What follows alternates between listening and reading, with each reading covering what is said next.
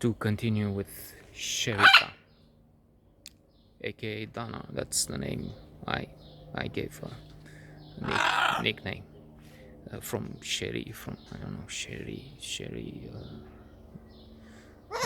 deer in French, Sherry cow. I can't remember what was the idea of the Japanese or addition, strange sounds. Sherika. Anyway, her mother was a character too, mostly in a good sense. I mean, she was not the manager or the manager for something, or chief accountant or something, in the sense that she worked for the back office of the UNEATC or something, the faculty, the acting university, theater and acting or whatever it's called, university. The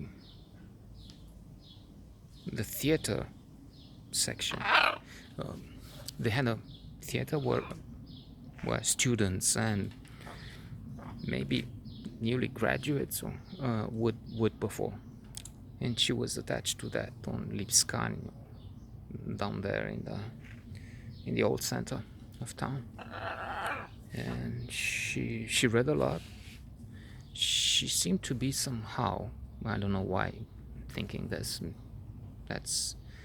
a distillation of what happened, and quite often distorted. I mean, mixed with inventions of my own. I mean, inventions in the sense that I don't have this there anymore, and so I just play something from a different job. She was the sophisticated side of the marriage, while the husband was rougher, less intellectual, if you will. That was the idea, even if I don't see how this could be true, but anyway, pass on. The mother, Madame Andronescu,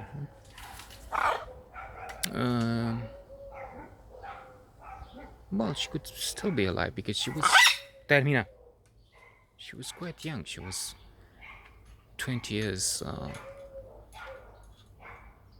older than her daughter. I mean, she had her when young, which means she could be. I don't think I was 10 years, so it was such a big difference. But 5, I might have been 5 years. Anyway, so at one point, I started working as a tour guide, which should be coming soon, at the request of our audience. So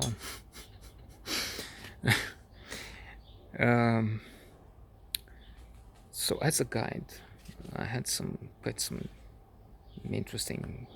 interesting experiences, one of which had some connection with Sherika's mother. I was in Sinaia with a group of Saga, Sex and Games for the Aged.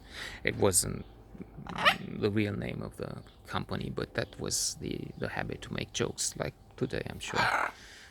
And airlines, for instance, were baptized Alitalia, always late in landing, always late in takeoff. Sex after Sabina, such a bloody experience, never again. Taron, another Romanian old machine, and so on. So, Saga, Sex and Games for the Aged. I took them from Giurgiu. On the Danube, they came with a boat. I was going to say a cruise ship. No, a cruise ship is for the ocean. Not a small boat, in the sense that old people came rowing on the Danube.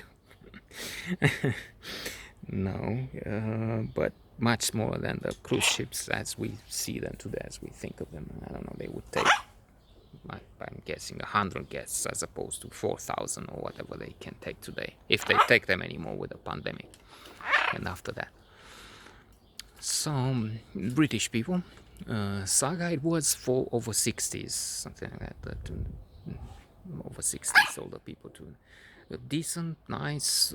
The British I like. I used to say that if asked, I would say I would like to live in Britain in the 19th century, in the Victorian age. True, not in a Dickens-like, I mean, not like David Copperfield at his beginnings in squalor, in jail for not paying debts or so on, and so on. In a mansion, if possible, as a viscount or something. But British, wonderful clients, most of the time. Decent, polite, civilized, humorous. We even had sex, me and others, with a number of them. Not ridiculous, and 3 maybe, I'm thinking. But still, it was something. A nearly married one. I'm not there yet. Claire from Sheffield. So took them from Juju, and on the bus we would change money.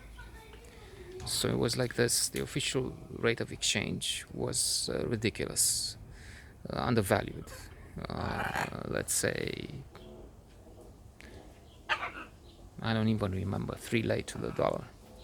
The unofficial black market rate was, again, I don't have, let's say 10 times more than that. So what we did, we offered a rate somewhere in between on the bus, so that it's a win-win. The travelers like it because it's much better than the 3, 4, 5 times, I don't know, than the official rate. But they don't have to be exposed to the street being illegal and very dangerous. Those who were involved quite often were cheating. They would give paper instead of money and so on. There was danger. It happened to me actually, not with a lot, but not being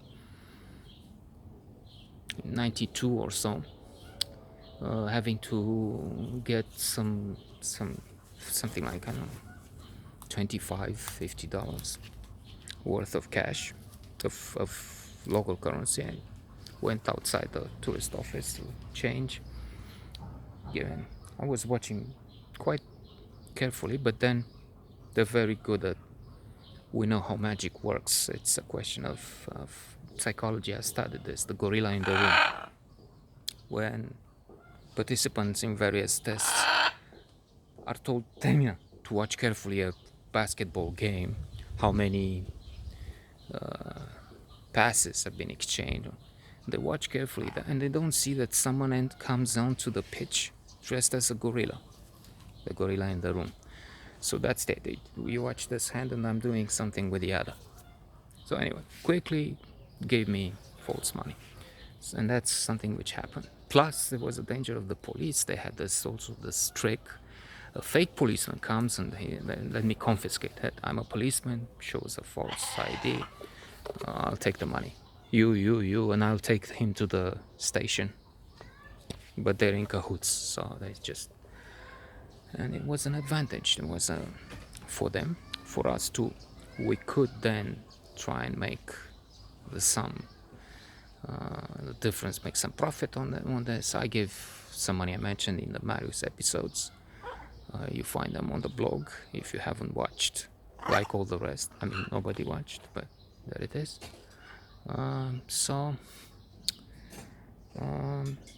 We did that on the way to Sinai. We were taking them from Giurgiu, from 60 kilometers south, Bucharest, to 120 kilometers north, about 200 in all.